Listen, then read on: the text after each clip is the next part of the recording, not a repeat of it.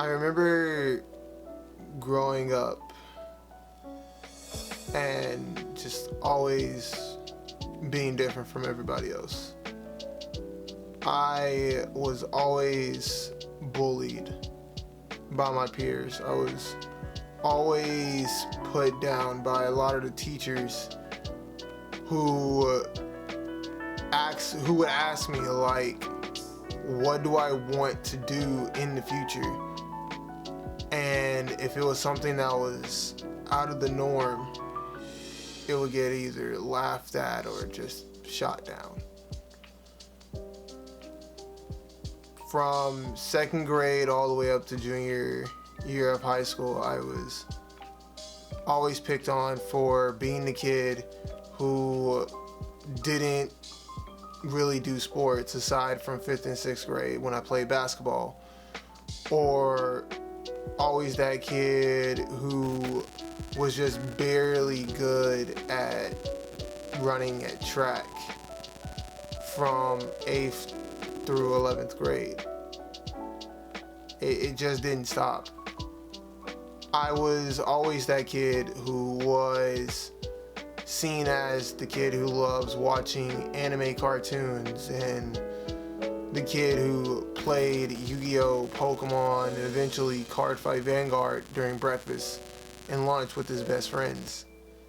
And aside from my best friends and my parents and my family and several teachers, towards the end, I didn't have anyone.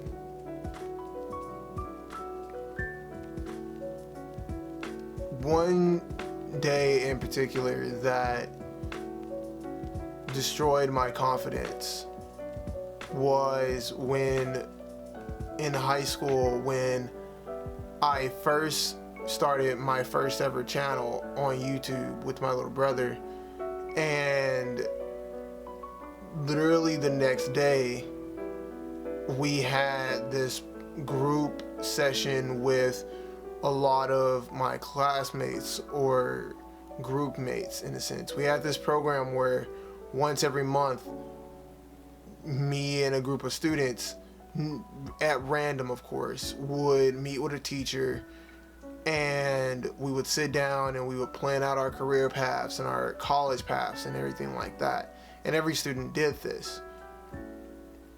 And literally the day after me and my brother uploaded our first video, I was asked what did I want to do in the future, and I was shut down. I said that I wanted to make videos and I wanted to make movies for the rest of my life. And when my professor or my teacher wanted more clarification on that, one of my classmates spoke up and said he wants to be a YouTuber. And my teacher told me that that is the dumbest thing he's ever heard, because YouTube isn't a career path that can last long. And in Blytheville, that's all a lot of people cared about, was getting a career or getting a job that is stable and will last long. But I didn't care. I mean, at the time I did, but looking back on it, I shouldn't have. When I heard my teacher say that that's stupid, it destroyed my confidence. And after uploading 2 videos to that channel, me and my brother stopped uploading videos. I remember later down the line, going into my senior year of high school, I finally got up the courage to start up another channel. And this was thanks to me and my friends watching YouTube during our digital communications class.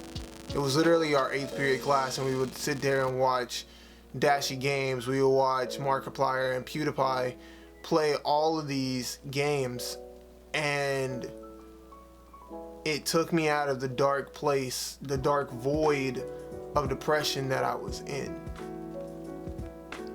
And it inspired me to get back into making videos. And so I did. But as time progressed, I fell back into that dark void because of my experience with my classmates and with that teacher and with other teachers who thought the idea of being a YouTuber was dumb. It put me down and it destroyed my confidence so much that I didn't have a lot of confidence going into that second channel to begin with. The channel started out as a gaming channel after being inspired by Dashy Games, PewDiePie, and Markiplier, you know? And then after a while it became a reacts channel, then became a combination of the both, and ultimately that channel died because ultimately I fell out of love with it again. Because every single time I would hit that record button, I would second guess myself. And I would think back to that day of being shut down and laughed at because this is something I wanted to do. Fast forward a year and a half later, and we're here with the infamous Infernape channel. And the thing that clicked was the fact that I was hanging out with my friends and we were just recording videos just to be dumb and stupid. And I realized why it was that I wanted to make videos. I realized what it meant to make videos. But how do I get back into it? What is going to be my niche to make content again? And so after scratching my head over and over and over again, I ultimately decided to call myself infamous. The definition, according to Oxford, of infamous is to be well known for bad deeds or just for being bad, to sum it all up. And while I'm not the best at a lot of things, I'm good at some things. And rather than focus on what makes up me and focus on those negatives, focus on the good things that make up me. What if I could change the definition of being infamous? It's improbable, right? But not to most. To most people, a definition is just a sentence defining one singular word. That when you boil it down is more definitions, which in turn becomes more words. It's just an equation and just an endless loop of definition and words. So what is different about this? I remember back in 2019, I had those doubts again from the second channel and the first channel.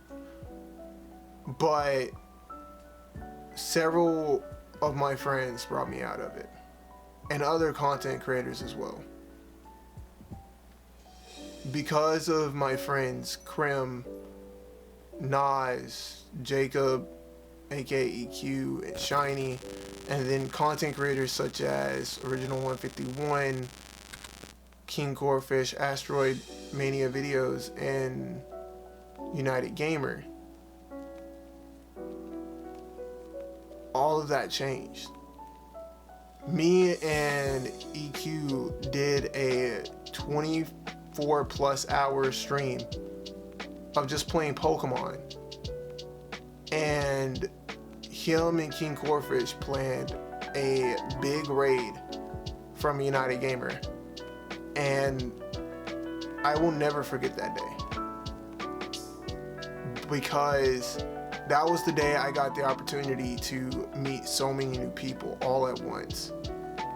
And it was the moment that I realized that all of these people are people that I can reach out to. This was the moment that I realized that with my voice, with my content, with my personality, with who I am,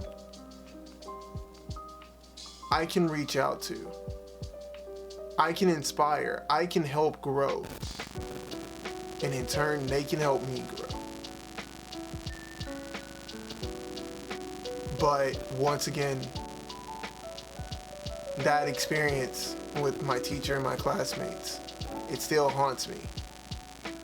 Or it still haunted me. Until I applied to do the Misfits Gaming Academy Challenge. And on that day, 2 huge content creators